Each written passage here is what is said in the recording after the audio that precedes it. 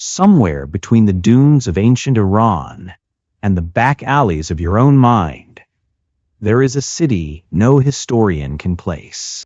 Its streets are laid with habit, its lamps lit by desire. At the center stands a walled garden whose gate burns, not to keep you out, but to keep you honest. The Sufi teachers called that garden the nafs, the living psyche, the thinks it authors your life.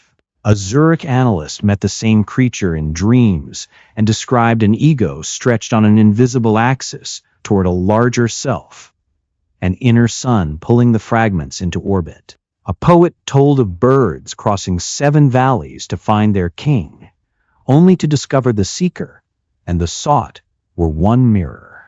Another began his epic with a reed flute crying from separation, because awakening first feels like exile. Tonight, we don't tour ruins. We run an experiment. Inner alchemy, 7 chambers, 7 refinings, until the hunter learns a scandal. The beloved was always looking through your eyes, quietly, relentlessly. Somewhere after midnight, it shows up. The 3 a.m.'s spike of dread, the sudden hunger to check a screen, the old argument you rehearse like prayer. You call it stress. The mystics called it something more precise. A speaker inside you, one that changes costumes. This is where the modern mind and the ancient path unexpectedly agree. The psyche is to single ruler on a throne. It's a court, a ladder, a sequence of cells that can evolve or devolve, depending on what you feed. In one register, this is depth psychology, the ego learning it is not the whole kingdom. In another register, it's inner chemistry, base metal heated until it confesses what it truly is. A celebrated scholar once fled his public chair, not from scandal, but from certainty, because he realized he could explain the truth without touching it. That crisis is the doorway. Not knowledge, but contact. The question is do you have a soul?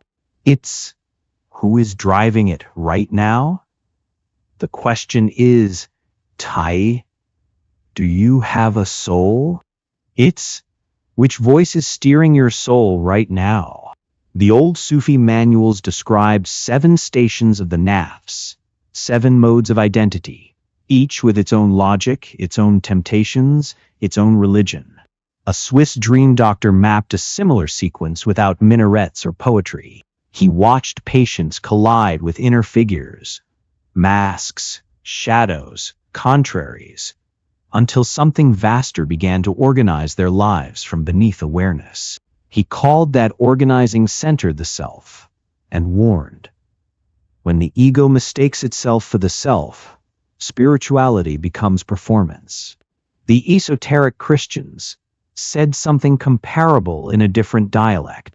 In their hidden gospels, the Galilean teacher does merely forgive, he awakens. Salvation is not a transaction but a remembering, the divine spark inside you turning toward its source. So our aim is practical, not decorative. We're going to identify the 7 selves you cycle through daily, at work, online, in love, alone. Then show how each level can be transmuted, not by denial, by refinement. The furnace begins with honesty. Station 1, the commanding self. This is the nafs when it rules by appetite. It does it ask, it orders. It speaks in absolutes. Now, more, mine. It can be charming, productive, even successful. But its success is always hungry. You know it by its signatures. The rationalization that appears instantly after impulse. The quick story that makes the 3rd drink earned, the betrayal necessary, the cruelty honest. It does to just commit the act. It builds the courtroom where the act is declared righteous. In depth psych terms, this is the shadow before it is met. Not evil as a mustache-twirling villain, but unconsciousness with a credit card. And unconsciousness, left alone, becomes fate. The alchemists called the first phase the blackening. The moment your life stops smelling like perfume and starts smelling like truth. The matter decomposes. The illusion rots. Not to punish you, so something real can begin. Modern life is a greenhouse for this self. Endless craving disguised as preference. Outrage disguised as virtue. Distraction disguised as information. The first move is to war. It's witnessing. Catch it mid-sentence. Hear the order. And don't obey automatically. Here's the twist. You don't defeat the commanding self by becoming good. You defeat it by becoming awake. Because this self thrives in darkness, on autopilot, on speed, on secrecy. A Sufi teacher once told a student who begged for discipline, "You think you are fighting desire, but most days you are desire, wearing the mask of a reformer." That's the scandal. Even your spirituality can be drafted into service of the tyrant. You fast to feel superior. You meditate to win. You quote wisdom to avoid change. This is why the first station feels humiliating when you finally see it. The ego wants a heroic narrative. I overcame. But the first station offers no hero, only inventory. Watch the micro movements, the itch to be right, the need to be seen, the panic when you were ignored. Notice how quickly it turns the world into a mirror. If you stay here, life becomes a loop. Stimulus, mince impulse, justification, minus regret. The exit requires a single radical skill, non-identification. You don't crush the impulse. You step 1 inch back and say, "That voice is speaking again." That inch becomes a door. Station 2. The accusing self. If the first station is unconscious appetite, the second is the shock of conscience. The inner tyrant is still there, but now a judge appears. You begin to see your own patterns, and the seeing hurts. This is progress, but it's a progress that can sour into a new prison. Guilt as identity. The self becomes addicted to self-condemnation, polishing its shame like a medal. Look how terrible I am. It's still a form of centrality, ego dressed as penitence. A Persian tale tells of a man who, after years of harm, woke up and could not stop weeping. He stayed in a holy place reciting apologies, convinced forgiveness was impossible. When death came, he learned his turning had already been counted as mercy. The tragedy was his sin. It was his refusal to believe transformation was real. Depth psychology names this the harsh superego, an internal parent that does to correct. It humiliates. And paradoxically, it can keep you stuck, because you keep rehearsing the same self in a darker costume. The instruction here is subtle. Confess without collapsing. Take responsibility without becoming a statue of regret. If you build a house in this valley, you will call it humility, while it quietly remains obsession. To move beyond the accusing self, you need a paradox the ego hates. Full accountability without self-ownership. Yes, you did it. No, you are not reducible to it. The past is a fact, not a throne. A certain kind of inner alchemy begins here. In the old language, the leaded is not your badness. It's your fixation. Whether you fixate on pleasure or on punishment, you are still bound to the same chain, compulsion. The second station loosens that chain by introducing choice, but it can also tighten it by making shame the new compulsion. This is where the mystics insist on something the modern mind finds offensive: grace. Not as a religious slogan, but as a psychological event. an influx of meaning that does not originate from your willpower. You cannot bully yourself into wholeness. You can only create conditions where wholeness can arrive. A dream worker once wrote that the unconscious does not argue, it images. When you stop drowning in blame, symbols begin to speak, unexpected coincidences, repeating motifs, sudden insights that feel given. That's not magic in the cheap sense. It's the psyche reorganizing around a deeper center. So the second station ends with a decision. Keep prosecuting yourself, or allow the trial to become a lesson. When you choose the lesson, the third station opens like a window you didn't know existed. Station 3. The inspired self. This is the first time the inner climate changes. Compulsion loosens. Shame softens. You start to sense a guidance that does sound like your usual monologue. Not loud, not constant, but unmistakably different, like cool air entering a sealed room. The poets describe it with longing. A reed cut from its riverbank becomes hollow, and because it is hollow, it can sing. That's the secret. Inspiration requires space. The ego hates space. It fills silence with commentary. But when the second station has cracked you open, a finer voice can travel through. In psychological terms, this is contact with the deeper self.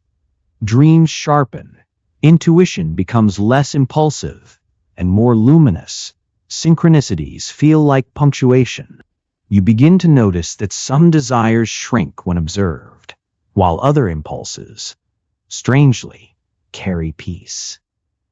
But this station has a glamour trap. Inspiration can intoxicate. You may start collecting experiences, the way the old self collected pleasures, visions, signs, specialness. The ego loves spiritual costumes. It will wear enlightenment like jewelry. The remedy the Sufis call poverty. Not misery, but inner emptiness, refusing to claim ownership over the music moving through you. This came through me, not from me. That single sentence prevents a new tyranny from forming. If you learn that humility here, you are ready for the next station, where peace becomes more than a mood. Station 4. The tranquil self. This is not numbness. It's stability earned through confrontation. The storms still occur. Loss, insult, uncertainty. But they no longer hijack the throne. Tranquility arrives when identity shifts from the ego's anxious storyline to something deeper and steadier.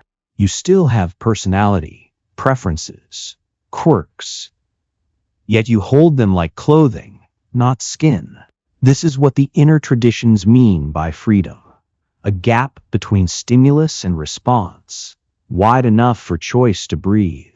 The esoteric Christians hinted that peace is not comfort, it's alignment. When the inner spark turns toward its source, the world stops being a courtroom. Even suffering changes texture. It becomes information, not condemnation. Depth psychology describes a similar integration.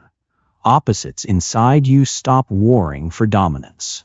The masculine and feminine principles, drive and receptivity, assertion and yielding, begin to cooperate. You act without frantic proving. You rest without guilt. In alchemical language, the heat has purified the mixture enough that it can settle. But don't mistake this for the finish line. The tranquil self is still a self, still a standpoint. And the path we are tracing does end in calm. It ends in surrender so complete it feels like a death, and then returns as a different kind of life. Tranquility becomes a test the moment life stops cooperating. Because the ego can counterfeit calm when conditions are gentle. The fourth station is proven only under pressure. When you are misunderstood, when you lose status, when the old wound is poked, and you still don't abandon yourself. This is also where many seekers quietly stall. They discover a workable peace and decide the fire is done. But inner alchemy does stop when you feel better. It stops when the one who needs to feel better is no longer the center. A Sufi saying warns, do not confuse the porch for the palace. The porch is serenity. The palace is consent.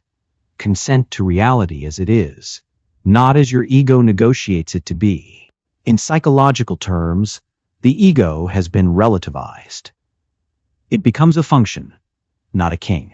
That shift is enormous. You can use the ego like a tool, planning, speaking, building, without believing it is your essence. This station also introduces a strange kind of power, not dominance, but non-reactivity. In a world addicted to provocation, the tranquil person appears almost supernatural. Yet the mystics insist this is only preparation. The next station demands an even sharper transmutation, gratitude that does depend on outcomes. Station 5. The pleased self. Now peace becomes active. Not passive acceptance, but a fierce gratitude for existence itself, its sweetness and its knives. This is the level that sounds insane until you taste it. The mystic begins to recognize that the universe is not happening to me. It is happening through me. It is happening through me. Fate is no longer an enemy. It's a curriculum. In some traditions, this is called loving one's destiny. In Sufi language, it's being pleased with the divine decree, whatever shape it takes. Here, the Gnostic thread becomes practical. Salvation as awakening from the trance of complaint. When the inner spark remembers its origin, even pain is no longer proof of abandonment. It becomes an invitation to deepen the contact. A famous depth psychologist wrote about a near-death vision that rearranged him. The planet appeared both unbearably beautiful and strangely unreal. Suffering mattered, and yet did have final authority. He returned less driven by ego projects, more devoted to what feels essential. The danger here is grandiosity. I am above suffering. That's not Station 5.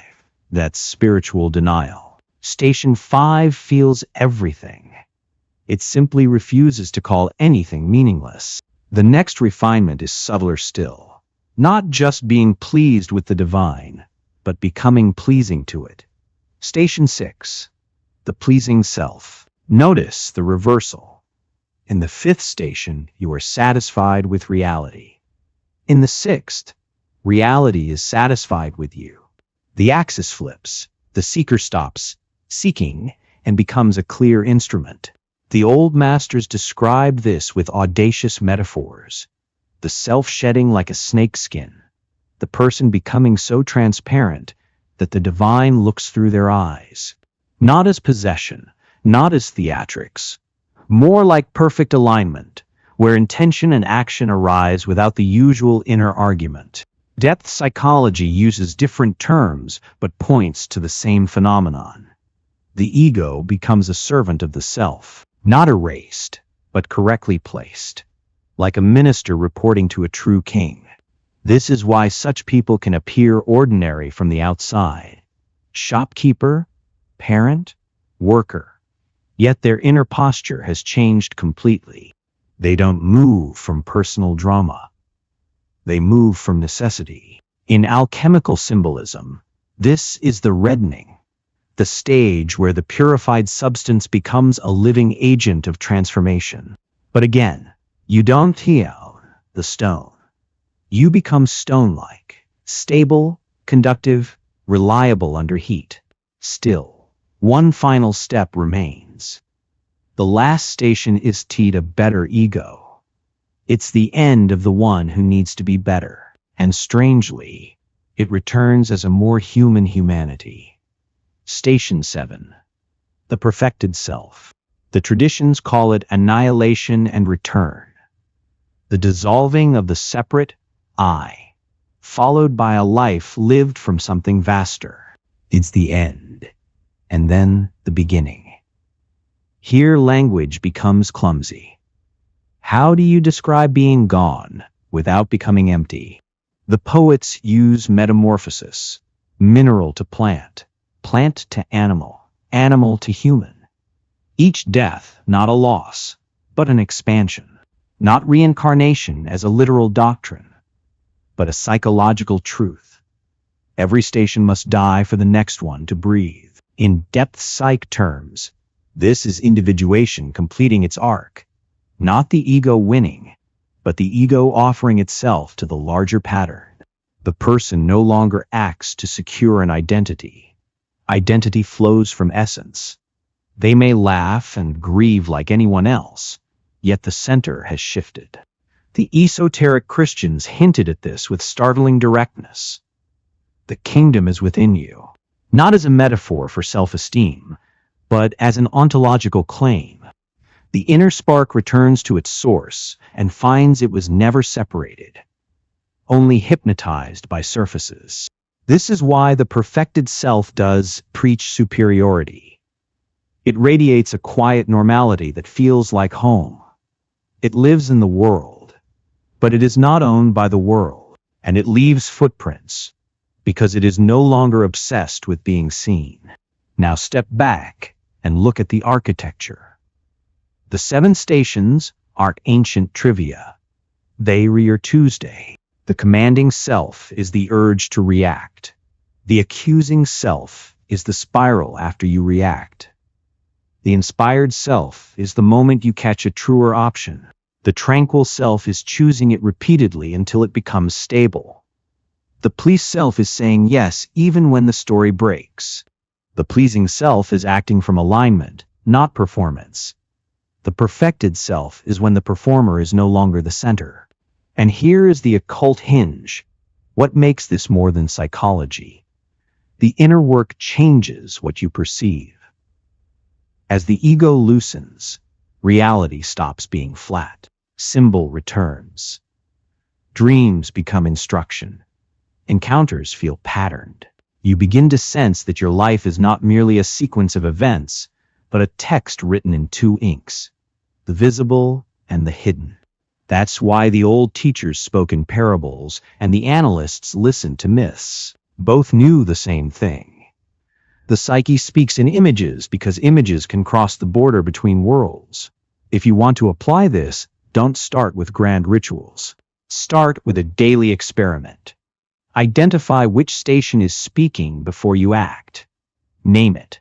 Breathe. Choose 1 inch more awareness. That inch, repeated, becomes a new fate. So here's the closing question. Not to flatter you, but to diagnose you. Who is listening right now? Is it the commanding self hunting techniques to sharpen its grip? Is it the accusing self hoping knowledge will finally erase shame? Or is it the deeper witness, the spark behind the masks, quietly tired of repeating the same spell? Because that's what a paradigm is. A spell you agreed to without noticing.